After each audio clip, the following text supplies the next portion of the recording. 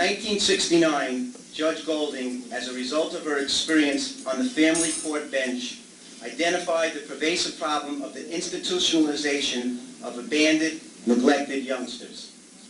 As a result of her leadership, a committee was formed to evolve a strategy to resolve the problem by creating a network of community-based homes to provide a home-like atmosphere for these youngsters to grow to maturity. That committee turned into Hope for Youth. It is now my dearest pleasure to present to you the Honorable Judge Elizabeth Bass Golding.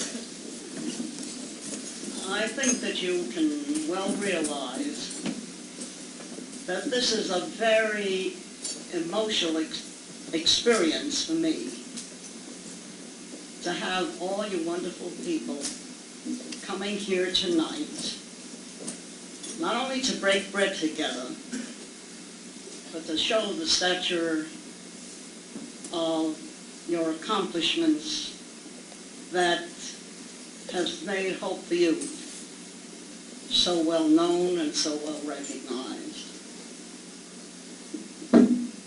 It's been a lengthy evening, and we've heard from wonderful people who are connected with Hope for You.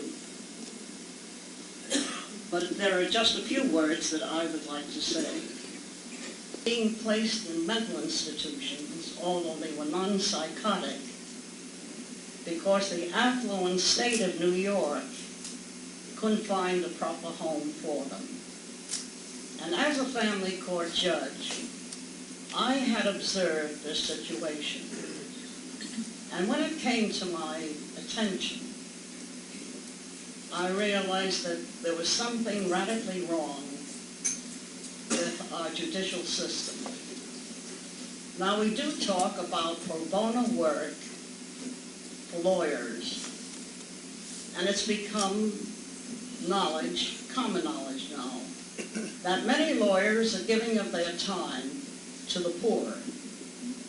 And I'm now talking about judges. I feel that when a judge recognizes that there is an injustice, it is the duty of a judge to do everything possible to correct that injustice. And it was that injustice that brought Hope for Youth into being. As for the future now, when Hope for Youth received recognition from the National Council of Juvenile and Family Court Judges in 1980, I was requested, when this award was presented, to attend the convention of the association in Pittsburgh.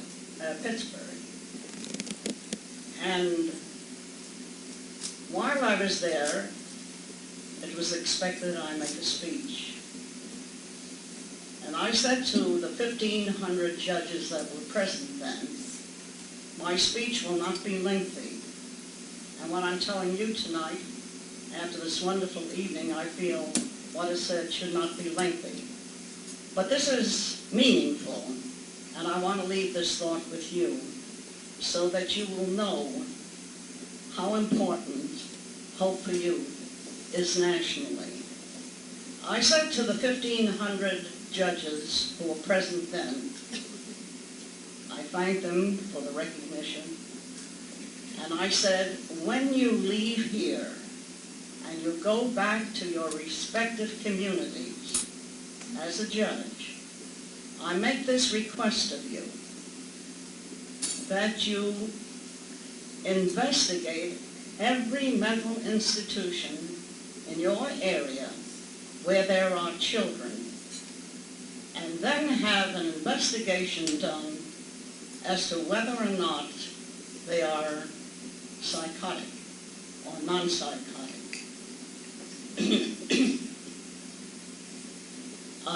The president then said, I suggest that we pass a resolution here and now that we follow Judge Golding's suggestion that every institution, mental institution, be so investigated, and they set up a committee for that purpose. Now, I said to the gentleman, to the judge who was handing this award to me, where do you come from? And he said, Fort Lauderdale. Now, it so happened that we have a winter home in Fort Lauderdale. And I thought, the good God is with us. And so I said to him, it's a good place to start right here in Florida. And so when I went back to Florida, I got in touch with the mental institution there. And I asked them whether the children there are psychotic or non-psychotic. Had they ever done a study there? And I was told that that was never done. Now I said, if this could have happened in the affluent state of New York, it can happen most anywhere in the United States. And so he then had an investigation done, and the report was that 40% of the children in Florida were non-psychotic, and thereafter the home was built. And today in Florida we have 6 group homes, and the group homes are based completely on the concept of the group homes here, the primary one having been and is in Belmore. And so that you can see that what has happened here has now spread throughout the country. And just before we left Florida, the legislature was in session. And you know what, when children are placed in 6 children, 7 children who are non-related, are placed in a home, the people say, I want them to be placed in the house next door because the real estate values will plummet. And so the law was passed here that children, although unrelated, living together, will be considered a family and belong in a family home. And that law was just being passed in Florida when we left 2 weeks ago. So that gives you an indication of what Hope for Youth means nationally, and I want to thank everyone here for your cooperation.